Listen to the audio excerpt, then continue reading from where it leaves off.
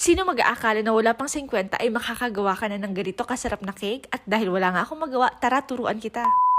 Daan ang daan ito sa newsfeed ko pero hindi nga ako naniniwala na masarap ito dahil 2 ingredients nga lamang ang gagamitin natin. Naglagay na nga pala ako ng 2 piraso ng Milo dito, optional lamang ang asukal, at 2 piraso ng itlog. Nakakatuwa lang na ang mga ingredients na gagamitin natin dito ay dati nang available sa mga kusina natin. So kahit mag-crave ka, anumang oras, anumang panahon, ay pwedeng-pwede mo itong gawin.